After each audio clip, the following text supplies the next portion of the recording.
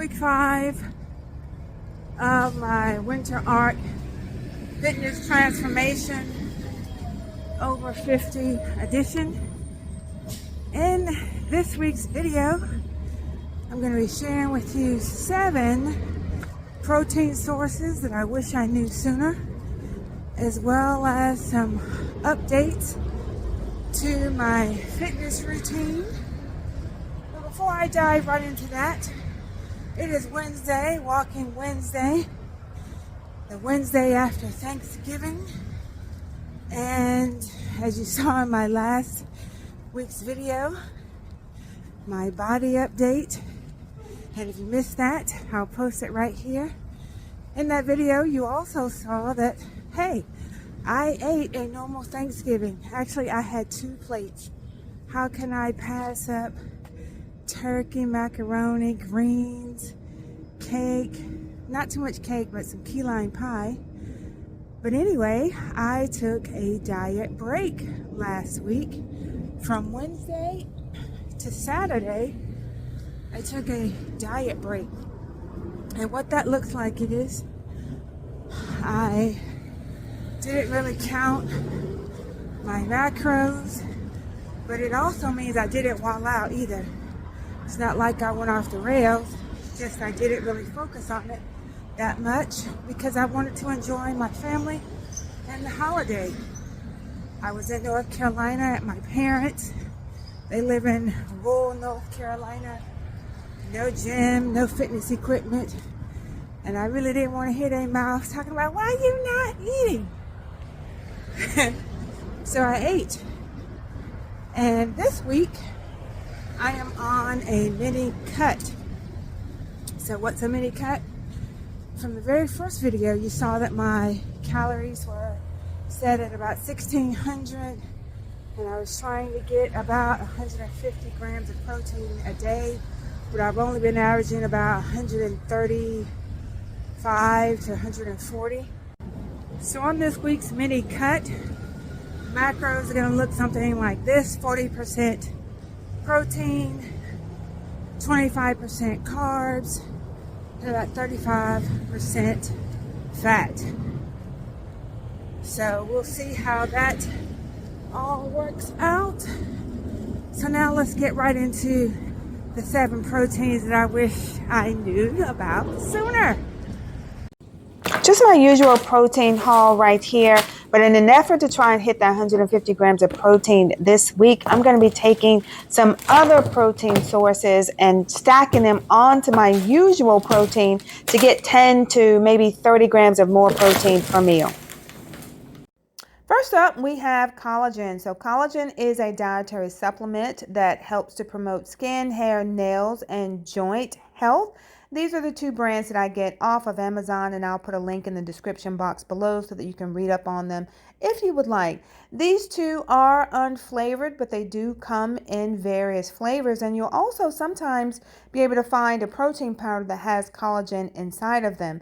The only thing that I would suggest that you do whenever you're comparing your collagens is make sure that you're looking at the serving size, because sometimes they will say, oh, this one has 20 grams of protein, and then another one may have 11 grams of protein. It's all about the particular serving size. So just pay very close attention to that. But these are really great protein additions to add to your yogurt, smoothies, salad dressings, soups, anything that you're making where you want to add a little bit more protein and it's unflavored.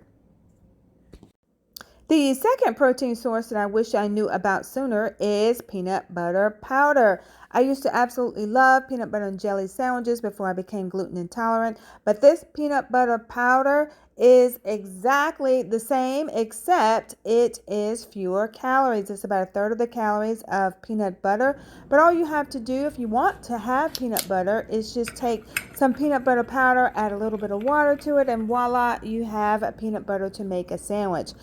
As far as the protein is concerned, they're pretty comparable. The powder's coming in at 6 grams per serving and the regular peanut butter's coming in at 7.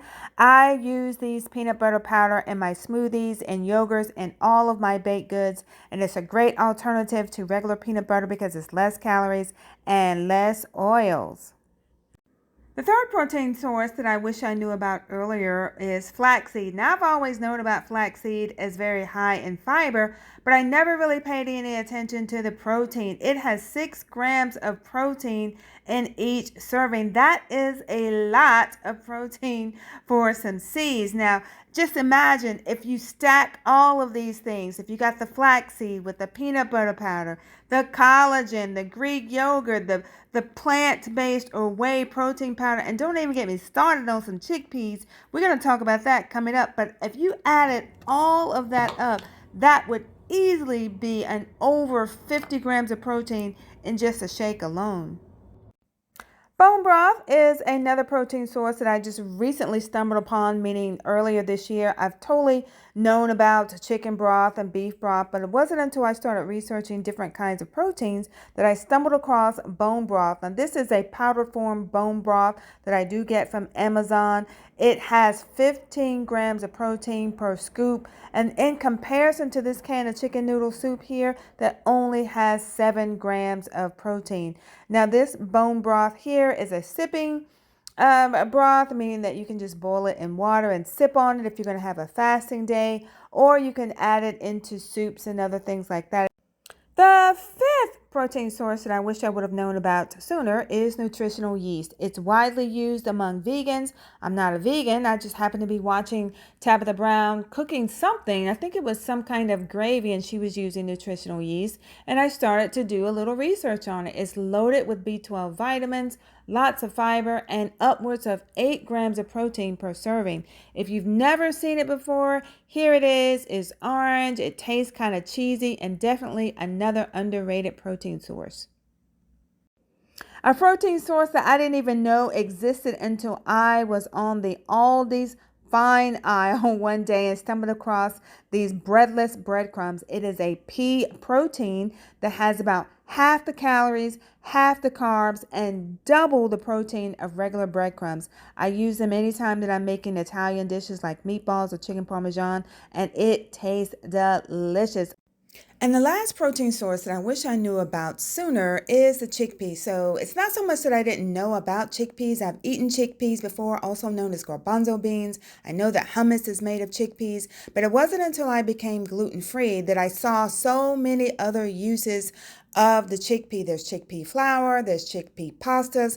And let me tell you, when you really compare the nutritional value between these flours and pastas, even though you're not really saving that much on the calories, you're definitely getting double the fiber and double the protein. So one of the ways that I use the chickpea flour is I use it to make a wrap. I'm going to stack some of these other protein sources like egg whites and nutritional yeast to make a very high protein spinach wrap. Very easy to do. I'm making one wrap, so I'm going to be using my small food processor. One serving of egg whites is about 3 tablespoons, and then I added a tablespoon of the chickpea flour, a tablespoon of the nutritional yeast. I don't like bland food, so I added some Italian seasoning along with some tomato basil, and then it was about a cup of spinach. I didn't really show it here, but I did add some water, and then after you blend all of that up, I'm just going to pour it into a frying pan and cook on each side for about 2 minutes. And there you have it, a very clean, high protein, flavorful spinach wrap without all the extra chemicals that you get at the grocery store. Now, I had this as a breakfast sandwich, so I'm adding a little pesto on here with my 3-egg omelet that had some chicken sausage and some pepper jack cheese. So I rolled that baby up and so good. For lunch one day, I stacked all of these high protein sources to make some meatballs.